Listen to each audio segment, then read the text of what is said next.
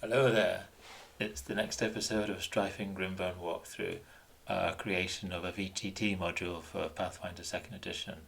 Last time we had completed the scene of the Cultist Crypts, and we're about to describe in more detail what happens when the PCs arrive at the entrance to the crypt.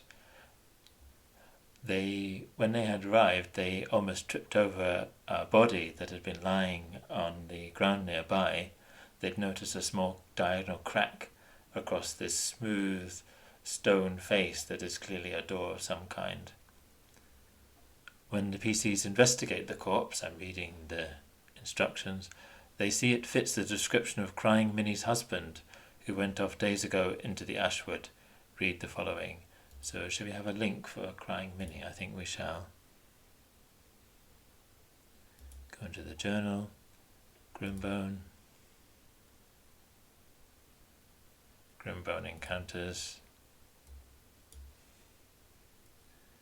Minnie's home there. Oh, we need to edit it here.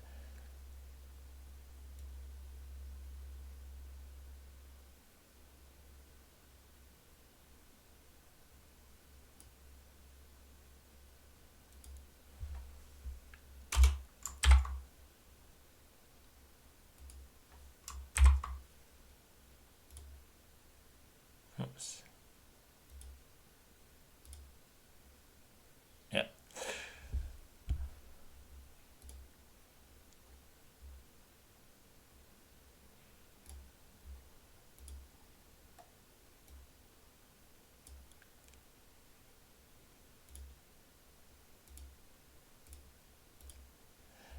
The lifeless body starts to twitch, as if reviving. Suddenly, his head bursts open like a melon, and a round object flies out through the ruined mess. It appears as some kind of floating mouth with rows of tiny fangs. There is almost no room for any other features in its spherical head, less than a foot in diameter. From this bumpy crimson flying head stream black fins and a short whip-like tail. 3 more such creatures emerge from the crack in the slab, and as one, they swarm among you and attack. These creatures are cacodemons, the only wardens of the crypt small enough to escape through the crack in its sealed entrance. These cacodemons do not bother to change shape. Their tactics will be to cast fear at the nearest PC, then fly in and attack once. Next turn they will attack once and turn invisible, an at-will to action ability, repeating that pattern. If badly wounded they fly away, turn invisible and attack from invisibility on the following turn. So we shall have a space here.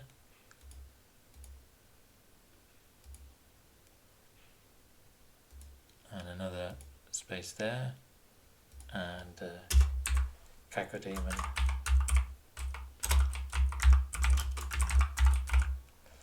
Cacodemon combat. And we'll create a creature here. We've got cacodemon. Import it. Drag it into creatures. And we'll give it a nice picture.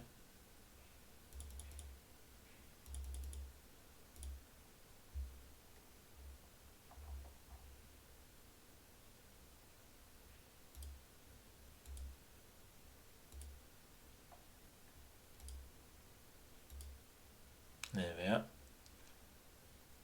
Make a token out of it.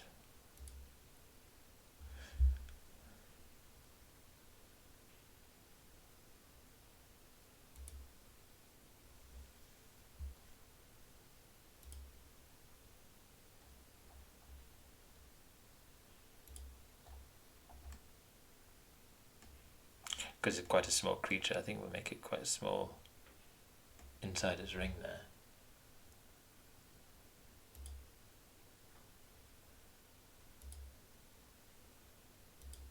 So it should be fine. Let's check what they look like. Yep.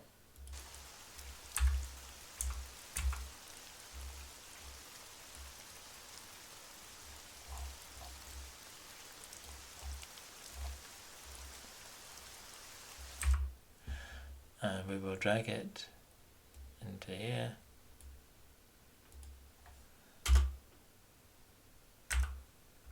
Four of them.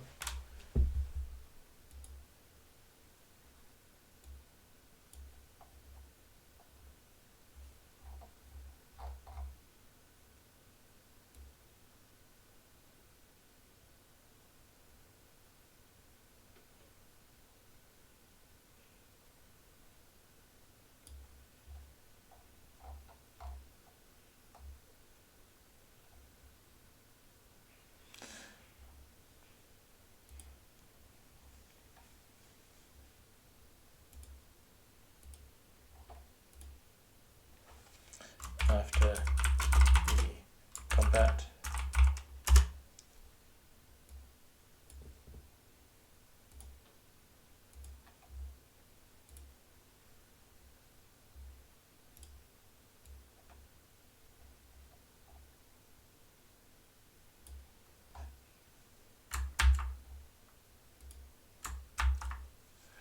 the crack is too small for even small PCs to squeeze through, and there was no means of opening from the inside.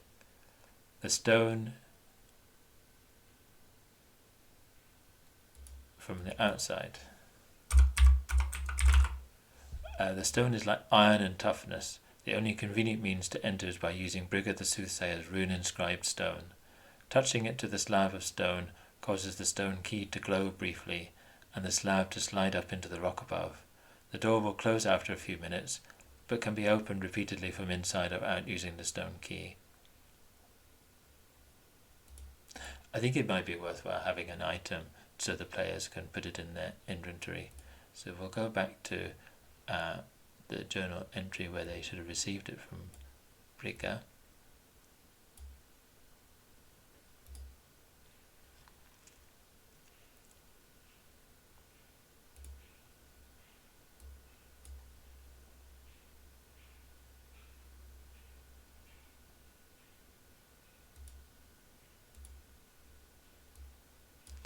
And we're going to put it in here.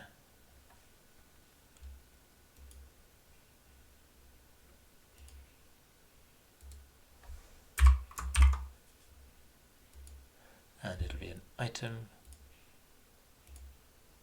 We can probably adapt something we already have.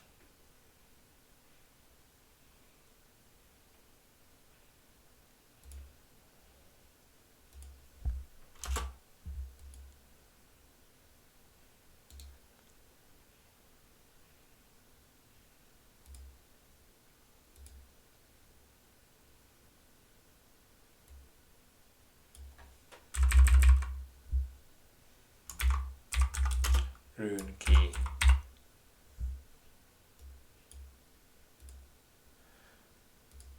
And see if we can find some suitable icon.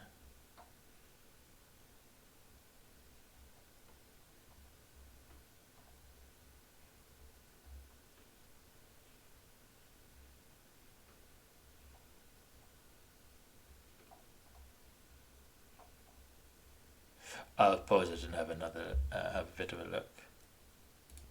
So I found one here. It's under in the Pathfinder 2nd edition standards, and it's under other consumables there.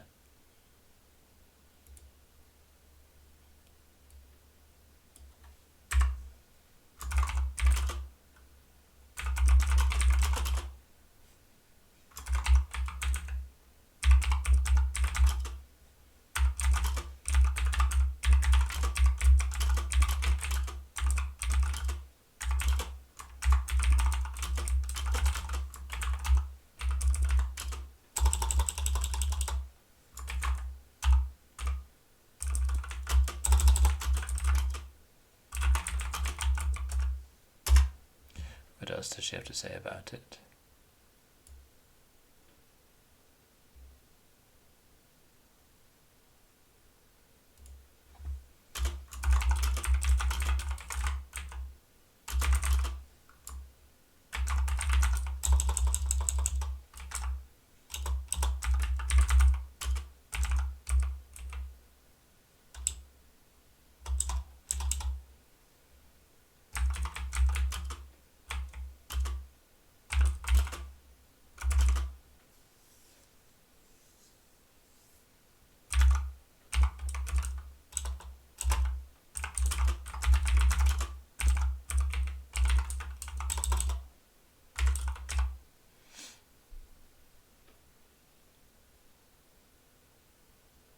Okay, so that's it there.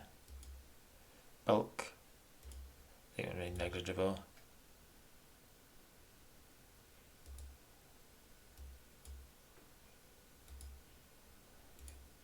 Make it unique. No, rare.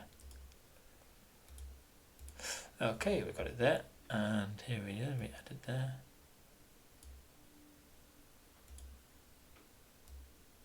So it's nice of the players actually to have something in their inventory.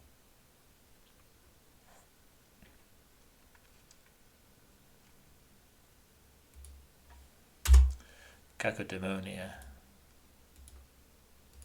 I love saying that word.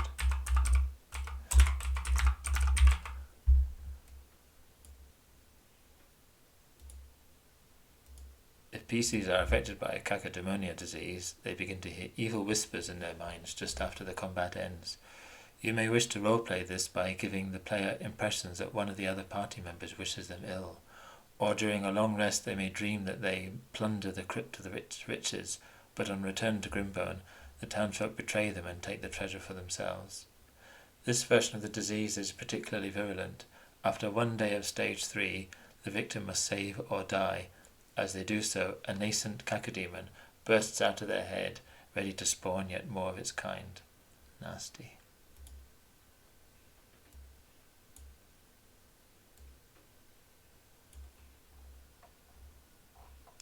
It'll be quite enough for the entrance. Now the next one is the foyer.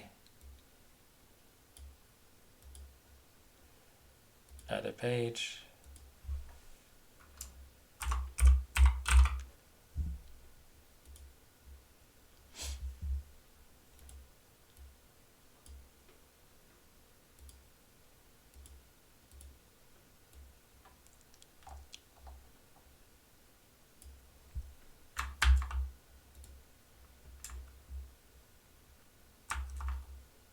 Bring it into our slot here.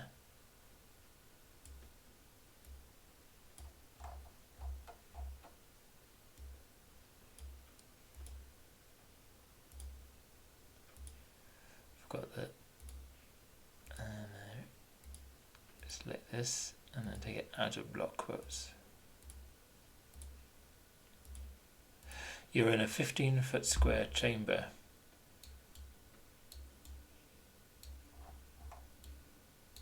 Should we put GM vision mode on? Antechamber. Square antechamber. Constructed of the same slabs of pitted stone that guarded the crypt entrance. The ceiling is 15 feet high, 2 5-foot wide and 10-foot high passages lead off to left and right. Upon us, I've done this wrong here.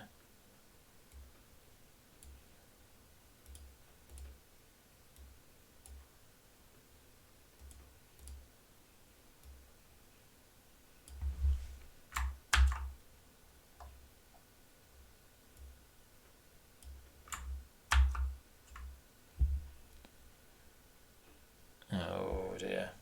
Start again.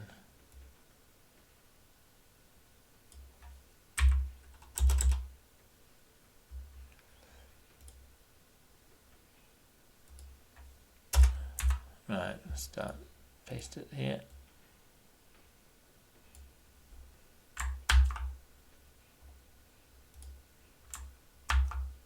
Oh, we've got this italics problem again. Right, I think that we solve that by having it bold. Try again.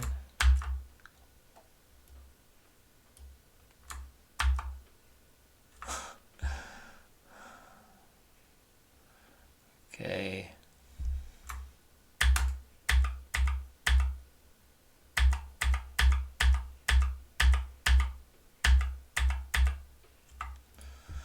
Right.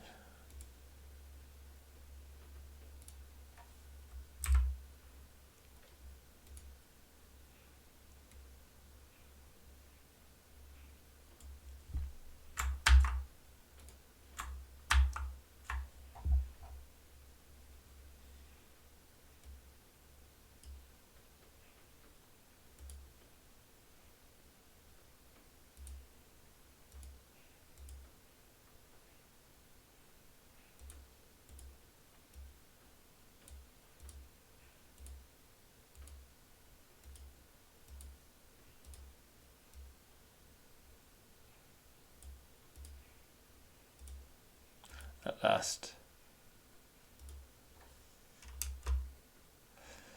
Upon a slab in an alcove in the opposite wall is an emaciated corpse. It appears like the ghouls you met in Grimbone, but infinitely more aged. The corpse calmly rises and introduces itself in a cracked, desiccated whisper, unfortunately in an ancient tongue you do not understand. Or maybe they do understand it.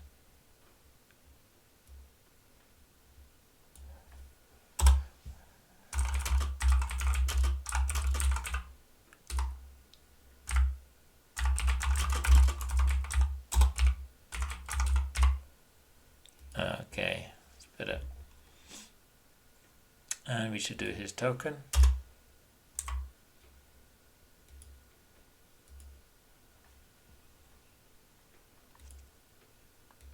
So we have a ghoul here. And duplicate that. This is a ghoul usher.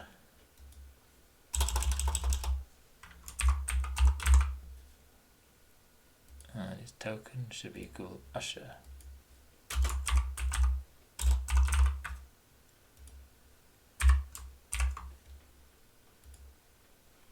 And we'll change his picture.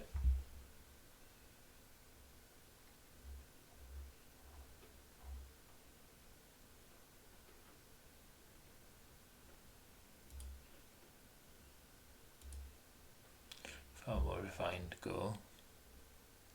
Tokenize him.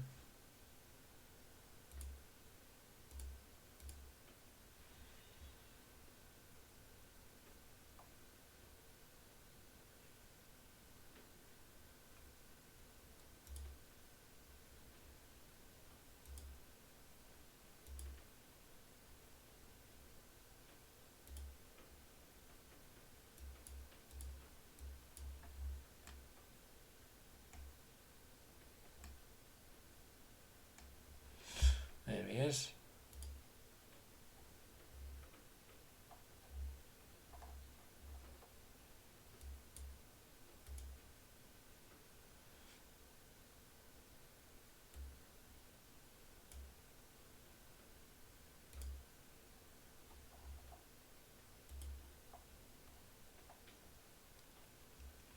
And we'll have him in here.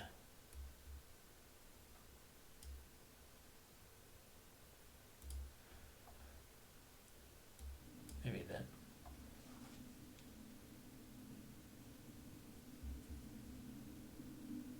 No, we'll have him there, sitting on the slab.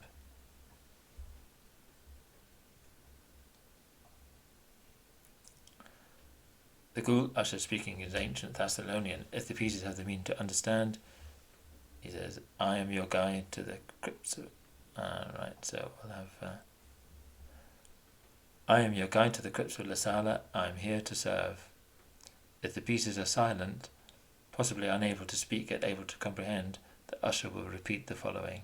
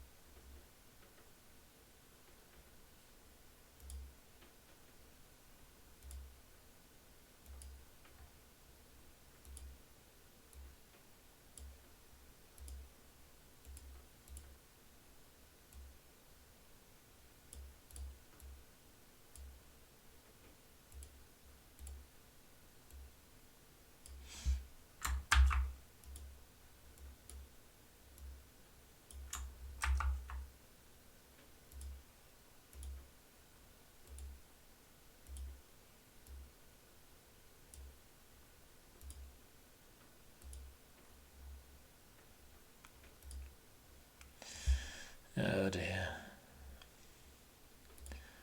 Don't seem to be able to do formatting very well.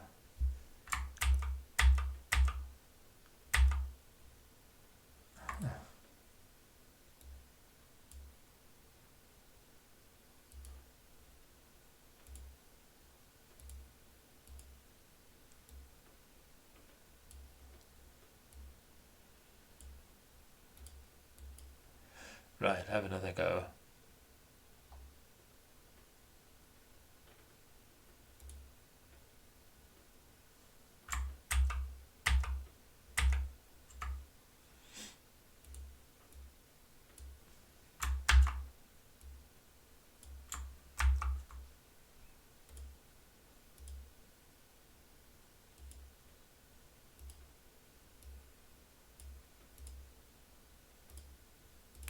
That's better. I start off with it not italicized.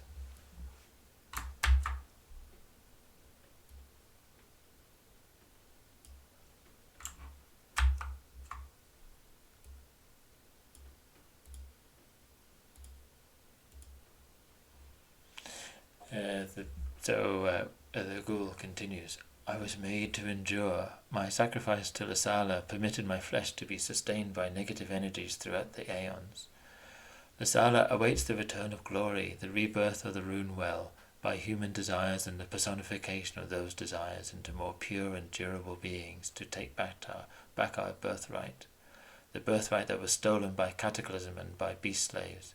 These beasts shall be taught their place to serve the humans, who serve the pure ones, who in turn serve Lasala. So this is all a bit of background lore, which probably only partially comprehensible. If the PCs are able to converse, the ghoul usher will politely ask if they have come for purification, to mould their flesh into a more worthy form.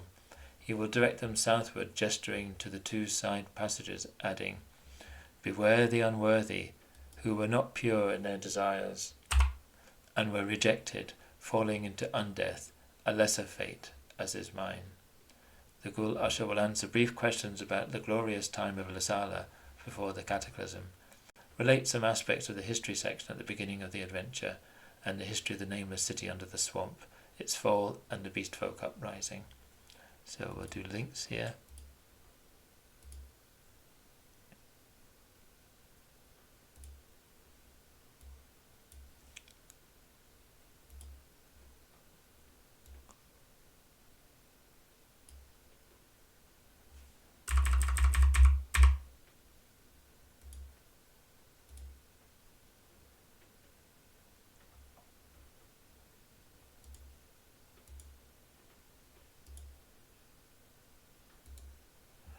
And then there was the history section of the nameless city under the swamp.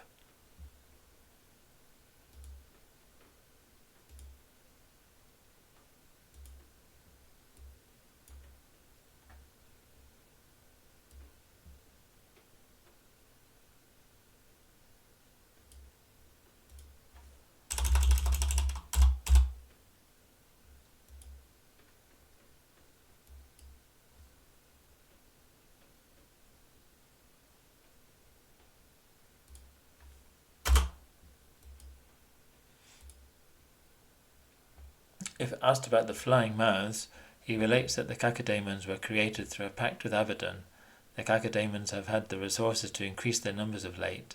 In a matter-of-fact manner, he describes how their seeding of lesser beings creates a kernel of nihilism inside the victim, with a link to the plane of Abaddon. The kernel transforms into a new cacodemon in preparation for the coming. They shall open the way for the greater guardians, as was ordained. If asked about what lies ahead in the crypt, he speaks somewhat cryptically of the Temple of the Guardian, where only the worthy may pass. Beyond that, the way leads down to the halls of the unworthy, and finally the rune well. If asked about a mask that sees, that's what the PCs are after, as instructed by the Master, the usher simply relates that many treasures await the worthy within the crypt. He has not been out of the crypt for millennia, so is unaware of Nemo, Grimbone, or the Master's own awakening. If the PCs avoid a fight with this usher, the sister demon they encounter in the Temple of the Guardian will not immediately be hostile.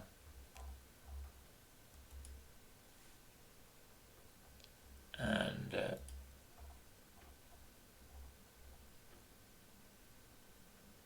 so we'll do his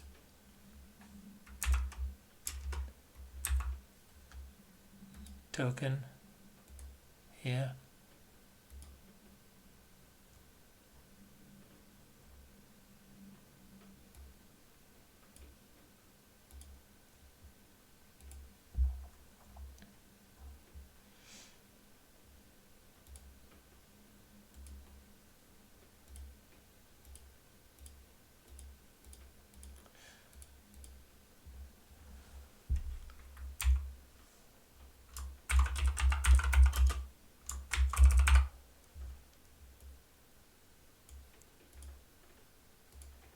Hello.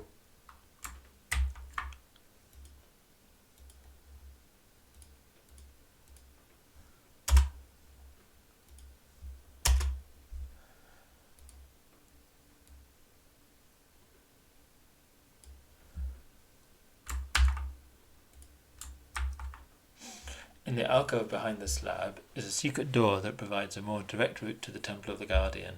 This is discovered on a DC 20 perception check.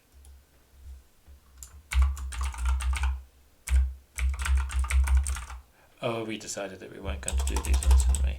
For perception.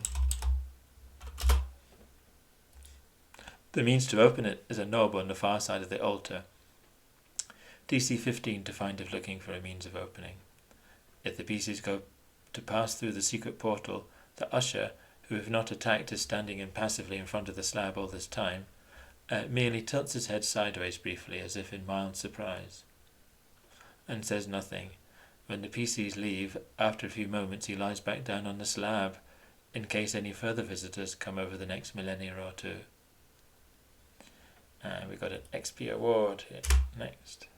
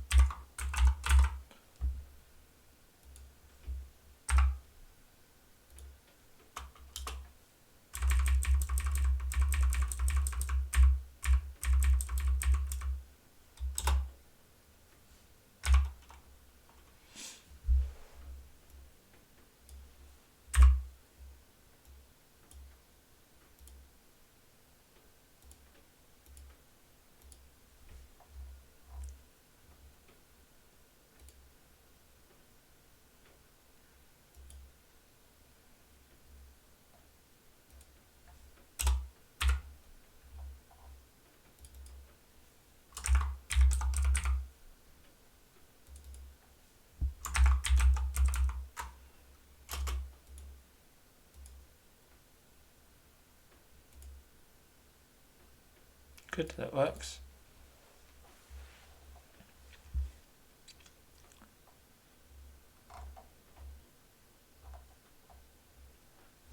And then next one is Halls of the Unworthy.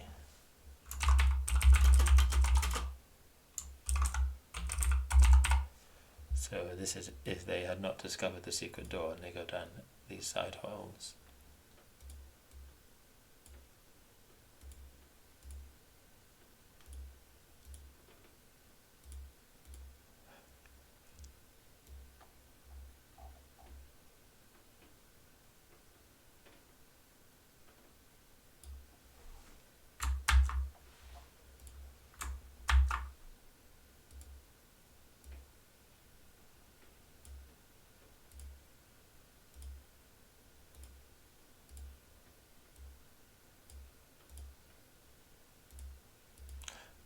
Oops, hadn't done the italics, never mind. You step warily along the narrow passage.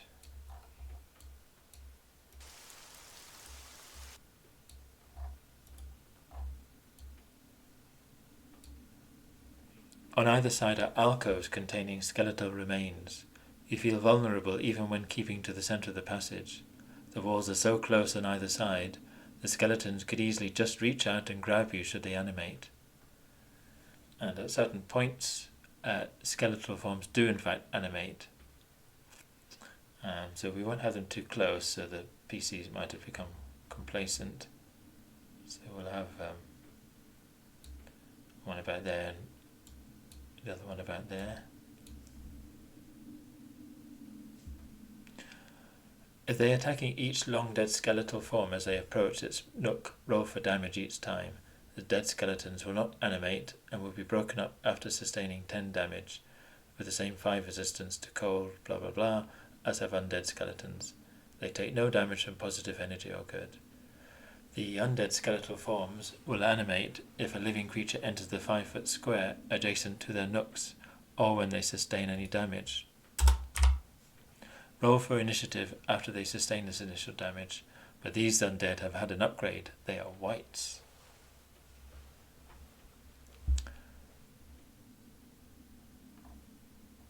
So I think what we'll do is we'll create a wight, and then we'll create some dummy wights, dead skeletons.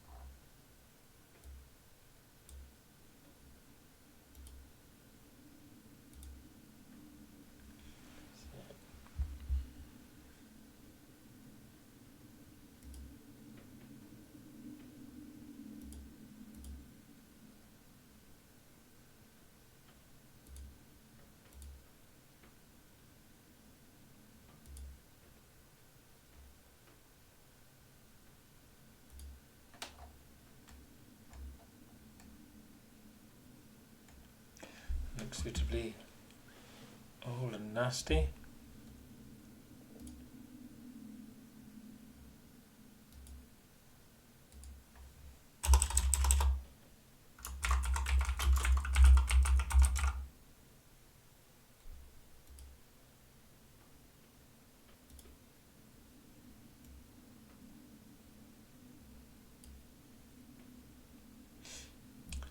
So those are the whites, and then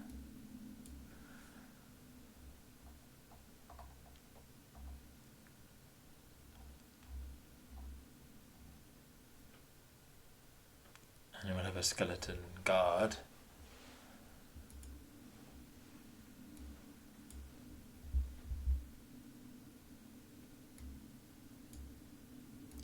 Duplicate it.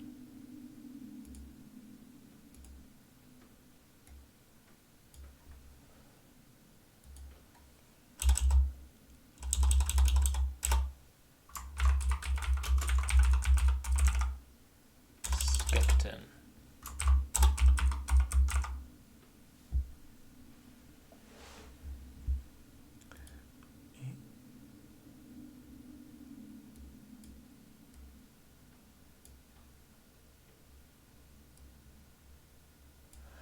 And they'll take 10 hit points.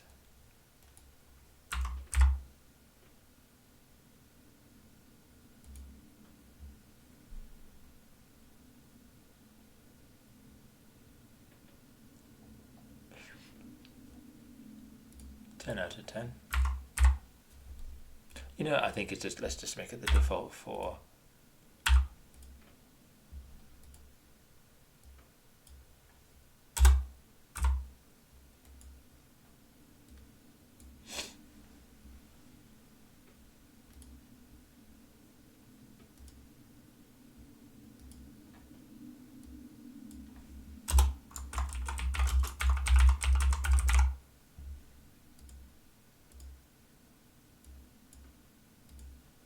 Right.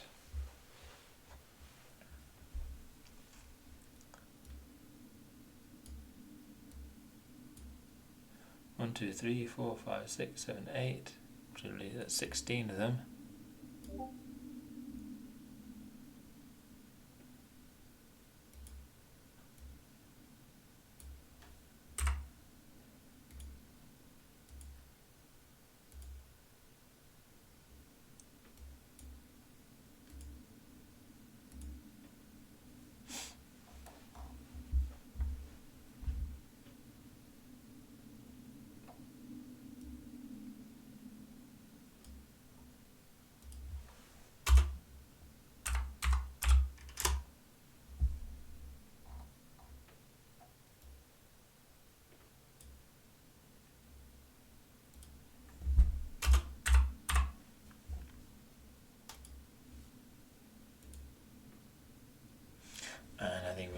drag them in.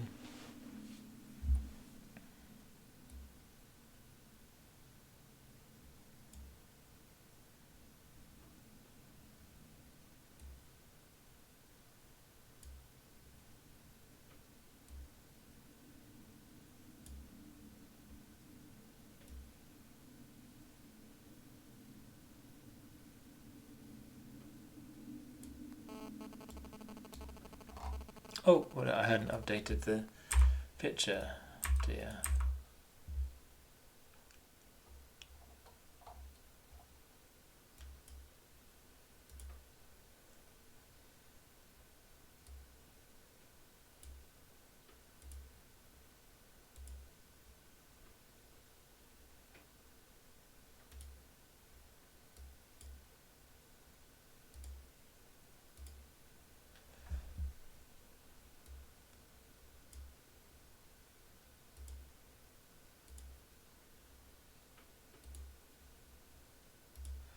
That's better.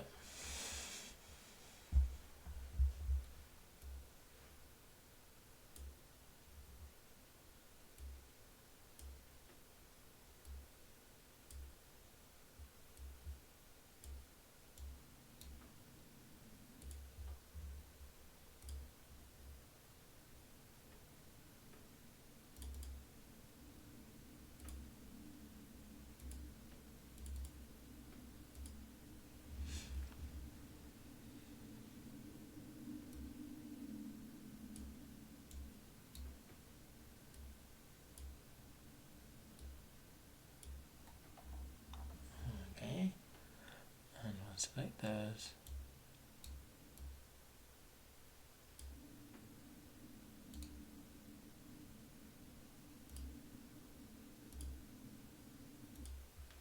Keep them visible.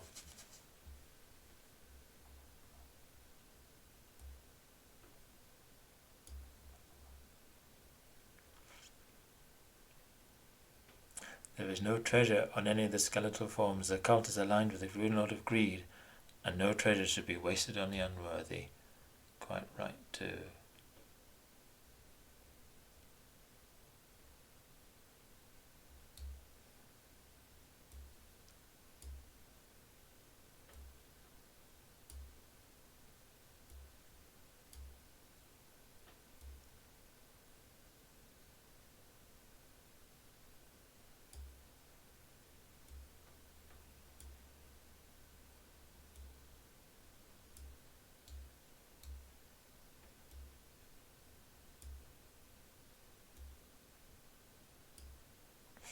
Okay.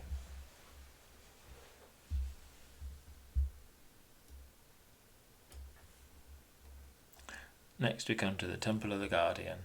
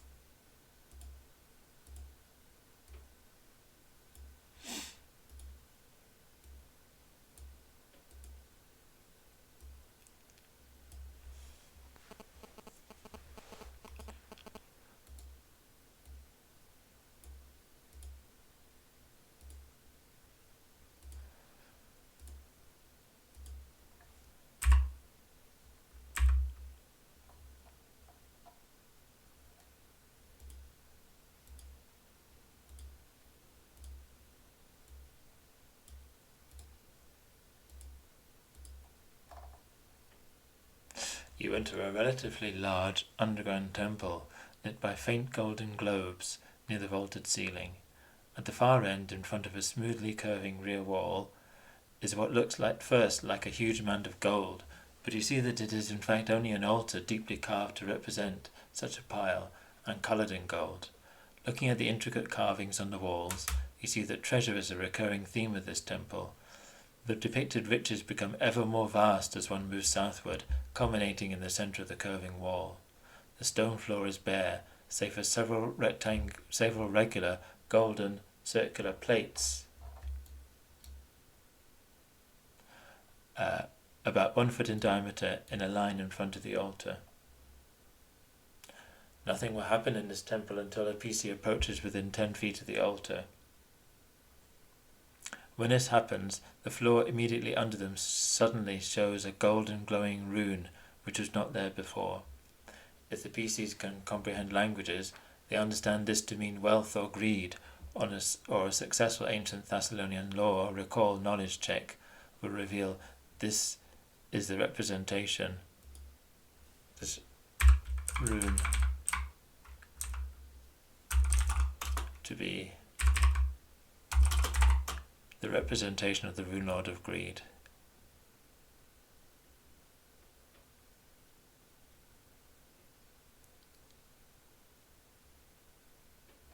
There is no immediate consequence, but after only a moment to look at the rune, as the golden rune begins to fade, the gold circular plates in the floor ahead slide open simultaneously to reveal holes underneath. From these holes fly up a large number of the flying mouths you encountered earlier, but they do not attack you. Instead, they fly together in a knot of swirling mouths, fins and tails. Then, to your disgust and possible relief, they begin to eat each other in a feeding frenzy. In doing so, they create an increasing mass of floating and swirling corrupted flesh. In but a moment, when there are no biting forms left, there is an implosion of the mass of corruption, and in its place stands a large archetypal fiend, with a powerful ape-like body and great curving horns sprouting from its bony face. Its jaws gnash angrily, ready to deal death and destruction. And this is the sister demon.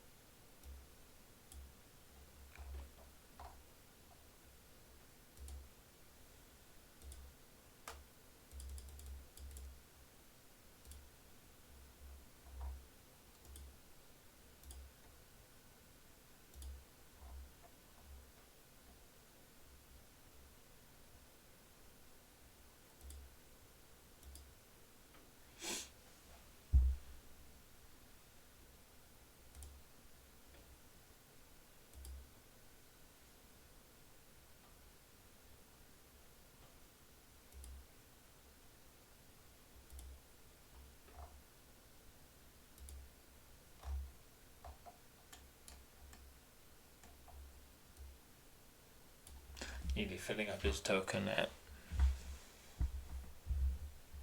Maybe even a bit more.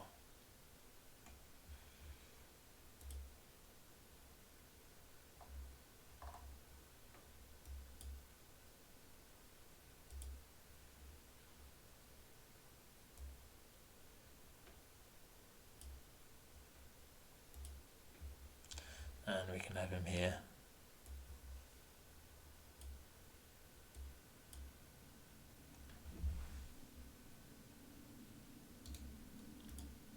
Starting off concealed because he only comes in later.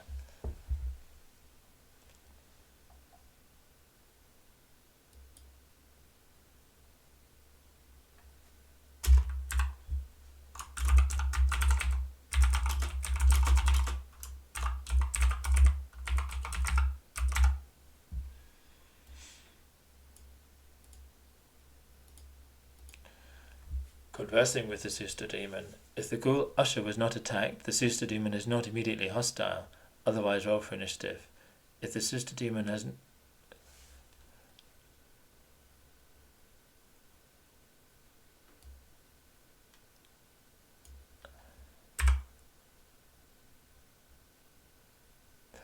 we'll just change this.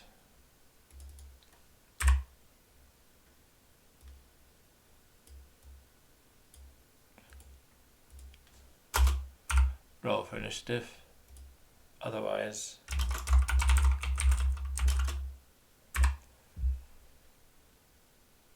Suited Demon is not immediately whole. It spends its first 3 actions gazing at and appearing to sniff the PCs.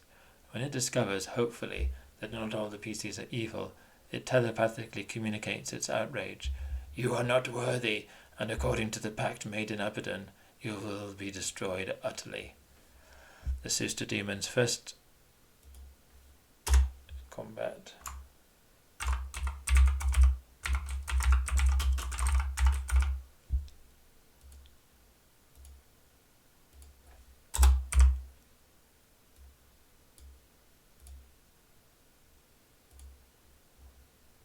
The Suited Demon's first offensive action will be to breathe out its 30-foot cone of flames. 2 actions. Itself catching fire in the process, no save for itself. It seems not to care, knowing only that it has successfully caused pain to others in so doing. Its next action will be to demoralize, intimidation +8, which it'll have. We can do it through the character sheet. By telepathically communicating its willingness to be destroyed, if only to see the PCs die horribly just beforehand.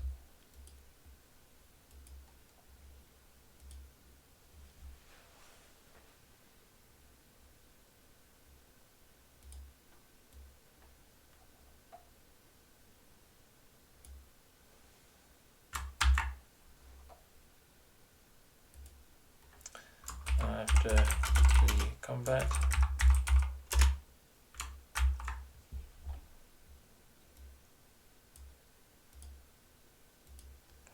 the altar can be confirmed to be of worthless stone. Upon the altar, I don't know why it's capitalized there. Upon the altar is a large opened grimoire, and behind it, in a position to sit and read from the text, is a sturdy throne-like stone chair. Each time the book is touched, good creatures suffer 1d6 evil damage. It will change this to Remaster Holy.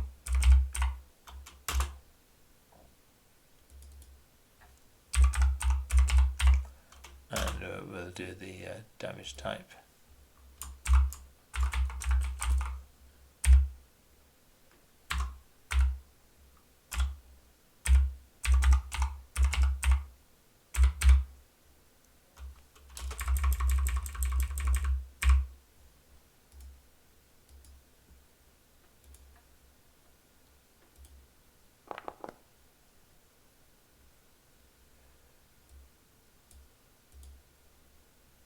I'm going to have to look up the damage types. It doesn't seem to recognise Unholy. Just a second. Okay, as I'm sure you all knew, it's spirit damage. The fact that someone's sanctified or profaned, unsanctified, means that it modifies the nature of the spirit damage. So, where were we? Spirit. Yep. Done there, spirit damage. The open page of the book has a magical text that swiftly changes into the mother tongue of its reader. It describes horrid rites of self-mutilation for the gaining of the secret knowledge of Lasala. Only those who sacrifice shall be deemed worthy is a repeated phrase. The rest of the book describes similar rites and yields no further useful information save that particular attention is given to rituals that involve self-vivisection and permanent altering of the human form by grafting of mechanical attachments or parts of other creatures.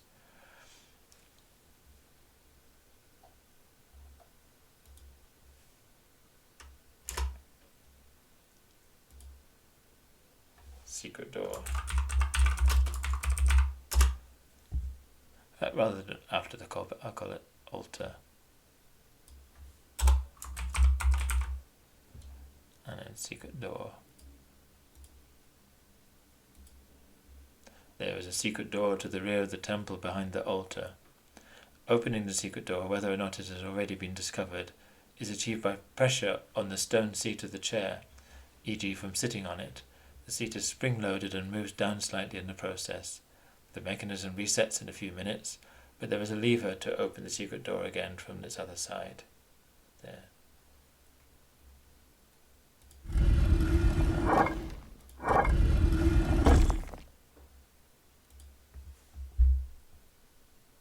And I think we'll conclude there. We've done a bit of the Cultist crypts. We need to do the bridge, and there's a trap on the staircase going down. So I'll see you next time for that. Thanks very much, and bye.